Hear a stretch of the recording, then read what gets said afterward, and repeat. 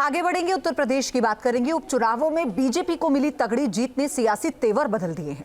इस जीत का बीजेपी खेमा लोकसभा चुनावों में मिली शिकस्त का जवाब मान रहा है।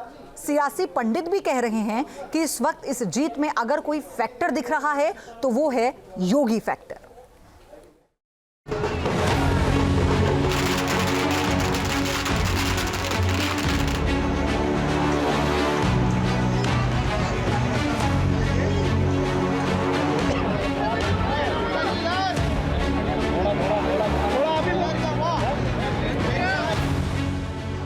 सिर्फ 5 महीने का फासला और बीजेपी ने पूरा कर लिया बदला।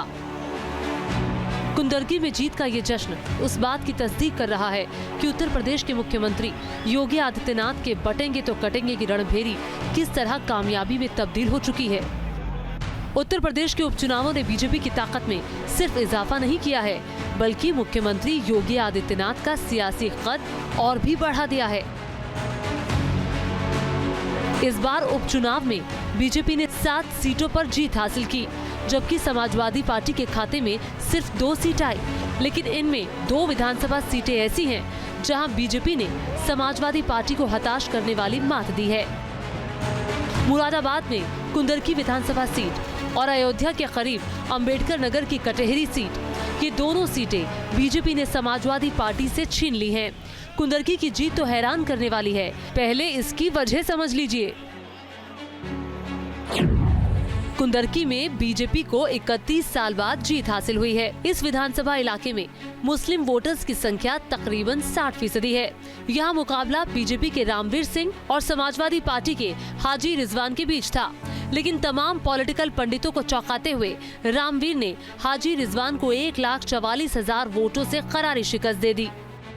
फेल तो होना ही था, पहले से निश्चित था, पहले से निश्चित। मैं 17 में जब चुनाव हारा, 25,000 मुसलमानों ने वोट दिया, तो कम से कम हजारों जो मुसलमान थे उनकी कई महीने तक हड्डियां गर्म नहीं हुई और चूल्हे नहीं जले। अब बात उस एक सीट की जिसके पास मौजूद लोकसभा सीट पर बीजेपी को इस साल लोकसभा चुनाव में सियासी जख्म मिला था।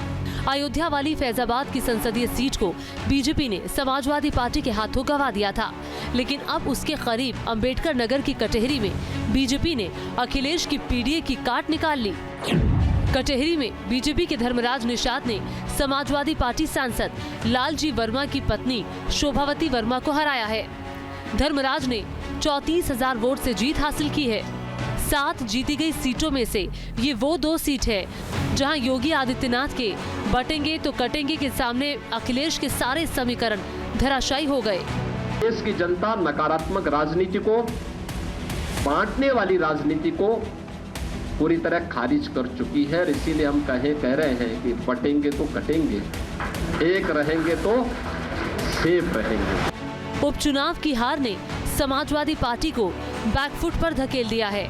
अब अखिलेश यादव इसमें साजिश का आरोप लगा रहे हैं। बड़े पैमाने पर जहां समाजवादी पार्टी के समर्थक थे, समाजवादी पार्टी के लोग वोट डालने जाना चाहते थे, जाते उन्हें रोक दिया गया। अगर मान लीजिए रोक दिया गया है वोटर को, तो वोट किसने डाले? अगर उन बूथों पर समाजवादी पार्टी का वोटर नहीं पहुंचा है, हमारे प्रत्याशी के समर्थक नहीं पहुंचे, आखिरकार वोट किसने डाला है? इस शिकस्त के बाद समाजवादी पार्टी के नेताओं ने योगी सरकार के खिलाफ मोर्चा खोल दिया है। चुनाव तानाशाही और लोकशाही के बीच हुआ। तानाशाही का सोच क्या होती है, तानाशाही का आचरण क्या होता है, वही सदाचार के आधार पर ये चुनाव हुआ है।